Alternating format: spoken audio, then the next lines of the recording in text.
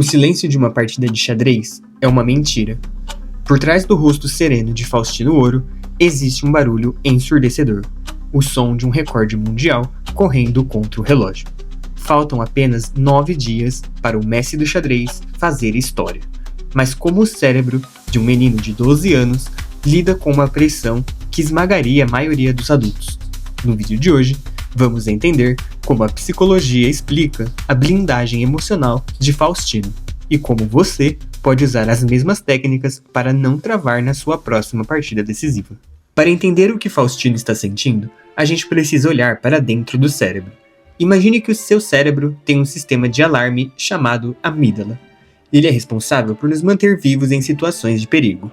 Mas o problema é que ela não sabe a diferença entre um leão faminto e a pressão de precisar de uma norma de grande mestre em 9 dias. Quando a pressão emocional sobe demais, ocorre que a psicologia chama de sequestro da amígdala.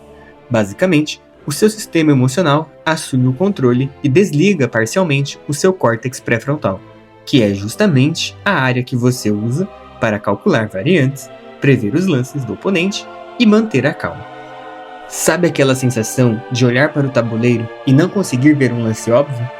Ou quando você pendura uma peça num tático de um lance que você resolveria dormindo? Isso não é falta de técnica, é o seu cérebro em modo de luta ou fuga. No xadrez, a gente não foge, a gente trava. A visão fica estreita, a gente para de considerar lances candidatos e foca apenas na ameaça. É a famosa visão de túnel. O Faustino está agora jogando no Aeroflot Open, um dos torneios mais fortes do mundo.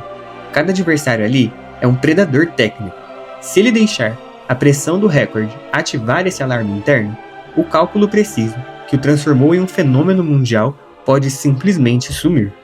O desafio dele não é apenas encontrar o melhor lance no tabuleiro, é manter a amígdala sob controle para que o gênio continue no comando. Entender que o seu cérebro está tentando te sabotar é o primeiro passo, mas saber disso não te faz ganhar partida. Então, como é que um garoto de 12 anos consegue dar um reset manual no próprio sistema nervoso enquanto o relógio corre? O segredo não está em calcular mais variantes, mas em mudar completamente o que ele está tentando ganhar ali. E essa virada de chave mental que eu vou te mostrar agora é o que separa quem quebra recordes de quem desmorona sob o peso de um título. O que separa os grandes mestres do resto de nós é a capacidade de converter o foco no resultado em foco no processo. Para Faustino bater o recorde, ele não pode jogar pelo recorde, ele precisa jogar pelo lance. O segredo para desarmar a pressão emocional é transformar o objetivo macro, ser o grande mestre mais jovem da história, em micro-objetivos imediatos. Qual é o plano do meu adversário agora? Como eu melhoro a posição do meu bispo? Quando você foca no processo, você entra no que chamamos de estado de fluxo, onde a pressão externa desaparece porque sua mente está 100% ocupada resolvendo o problema técnico à sua frente.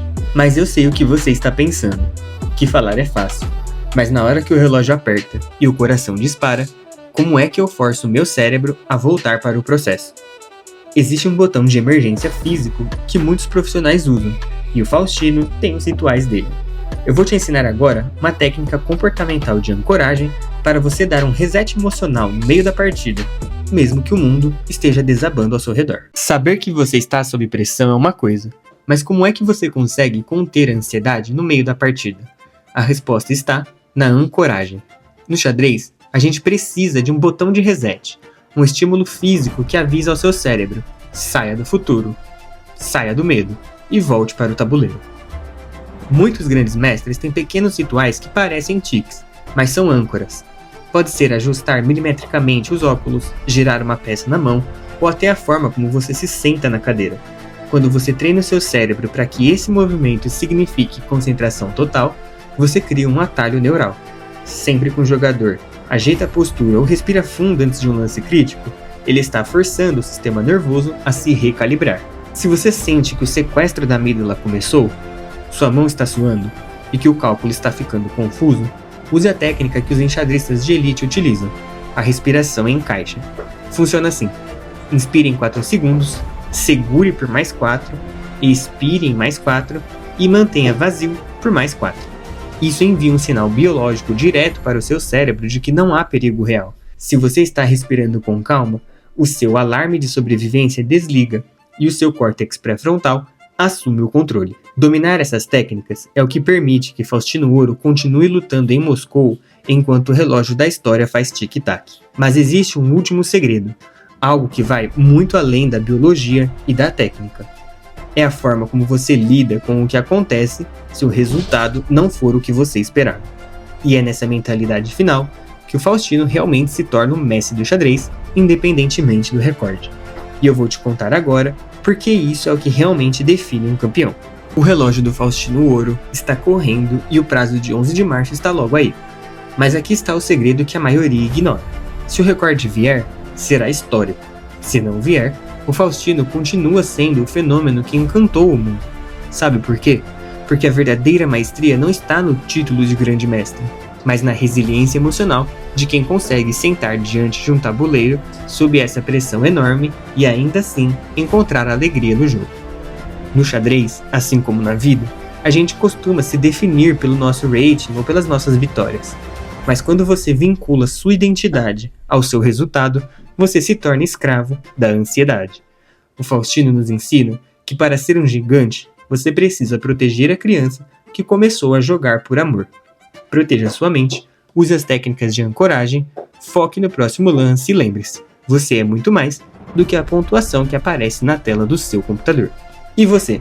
Qual é a voz que mais te atrapalha quando a partida fica tensa? É o medo de perder rating ou a pressão de ganhar de um adversário mais forte? Me conta aqui nos comentários, eu quero entender o seu comportamento para trazer mais técnicas aqui para o canal. E se esse conteúdo te ajudou a olhar para o xadrez de um jeito diferente, não se esqueça de deixar like nesse vídeo e se inscrever no canal, porque aqui a gente não analisa somente as jogadas, mas a mente por trás de cada uma delas.